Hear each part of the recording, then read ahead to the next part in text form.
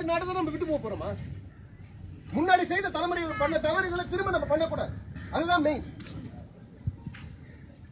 தமிழன் என்று சொல்லடா, தலை நில்லடா. எங்க நிக்க முடியுது?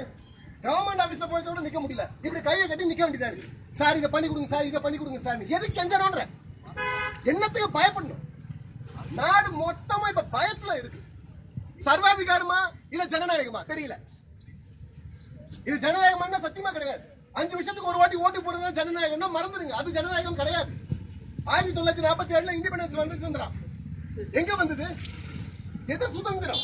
யோசிச்சு பாருங்க. இப்ப இருக்கிறது சுதந்திர நாடா? சத்தியமா கிடையாது.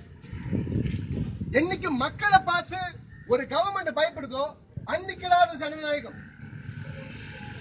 கவர்மெண்ட பார்த்து மக்கள் பயப்படுதுன்னா அது சர்வாதிகாரம்.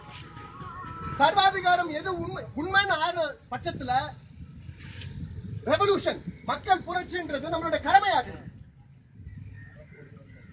ஏன்னா இந்த சுதந்திரம் சும்மா வந்து அப்படி எடுத்து கொடுக்கல. எத்தனையோ பேர் உயிரை விட்டுருக்காங்க. அவங்களுக்கு நம்ம என்ன செஞ்சோம்? ஒரு விவசாயிக்கு என்ன செஞ்சோம்? 3 வேளை நான் தினம் சாப்பிடுறேங்க. ஆனா அவங்க குடும்பத்துக்கு அவனுக்கு சாப்பாடு இல்ல. தூக்க மாட்டேன்னு சாவுறான். கேட்கறதுக்கு யாரு இருக்கா? கேட்க முடியுதா? அவனால கேட்க முடியுதா? இல்ல. அவனுக்காக யார் போராடுவா? நம்ம தானே போராட்டணும். தலைக்கு மேல ஒரு கூரை இருக்கு, சாப்பிட சோறு இருக்கு, சாப்பிடலாம். வாழ்க்கை சந்தோஷம்னா அது வெக்க கேள்வி. அப்படி இருக்க முடியாது. ஏன் இவ்வளவு ஒரு இன்இக்வாலிட்டி சொசைட்டில?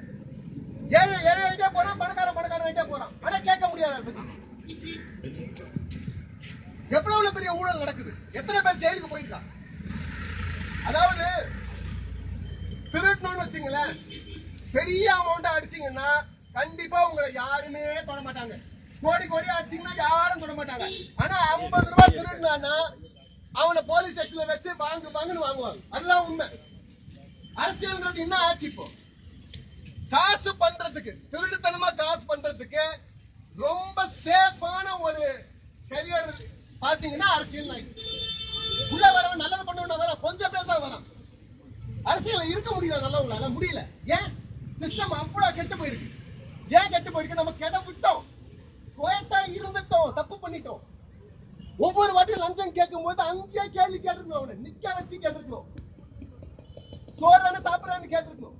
கவர்மெண்ட் ஆபீஸ்ல 10 பேர் போய் கேள்வி கேட்டா 16வது பேருக்கு அவன் லஞ்சம் கேட்பான்னு நினைக்கிறீங்க? சத்தியமா மாட்டான். யோசிப்பான். எல்லாருமே கேட்கறாங்க ஏன்னு யோசிப்பான். பயம் வரும். 7 கோடி பேர் இருக்கும் இந்த தமிழ்நாட்டுல. நம்மள ஆள்றது எத்தனை பேர்? 234 அசம்பிளி சீட்டு. அவங்களோட அல்லக்கு எல்லாம் சேர்த்தா ஒரு 1000 10,000 பேர் இருக்குமா? அவங்க 7 கோடி பேரை அடிமைப்படுத்திட்டு இருக்காங்க. எங்கேயாவது வெளில வந்து பேச முடியுதா? ஏன் இந்த நிலைமை? பாரதி பிறந்த பூமி தானே இது? கட்டபொம்மன் பிறந்த பூமி தானே இது? ராவு சிதம்பரனார் பிறந்த பூமி தானே இது? அதுல பிறந்துட்டு நம்ம என்னத்துக்கு பயப்படணும்? ஜனநாயகம் பணநாயகமா இருக்கு. மாத்தணும். மாத்தணும் நம்மளால மட்டும்தான் முடியும். என்னைக்கு பொதுமக்கள் எழுந்து கேள்வி கேட்கிறாங்களோ அன்னைக்கு மட்டும்தான் மாறும் இந்த நாடு. மாற்றம் பண்ண வேண்டியது நம்மளோட கடமை. அவ்வளவு பெரிய கடமை இருக்கு நம்ம கிட்ட. நம்ம பசங்களுக்கு நல்ல படிப்போட எதிர்பார்க்கிறோம். நல்ல காலேஜ்ல சேர்க்கணும், நல்ல ஸ்கூல்ல சேர்க்கணும், நல்ல காலேஜ் சேர்க்கணும், நல்ல கலை நடக்கணும், நல்ல குழந்தை குட்டியோட இருக்கணும். ஆனா நல்ல நாடு அவங்களுக்கு தரணும். எப்ப யோசிக்க போறோம்? அது தர வேணாமா? ஒரு நல்ல நாட்டை தர வேணாமா? லஞ்சம் ஊழல் இல்லாத நாடு வேண்டாமா நமக்கு? எவ்வளவு நல்லா அசிங்கப்பட்டு நிக்குது. பயப்படுறோங்க. கவர்மெண்ட் ஆபீஸ் போய் நிக்கிறது பயப்படுறோம். அவங்க என்ன பண்றது, நெக்ஸ்ட் என்ன பண்றதுன்னு தெரியல. அதுக்கு தான் லோக் ஆக்டா போடும், அதுக்கு தான் கிரீவன்ஸ் ரிசல்ட் போடும்.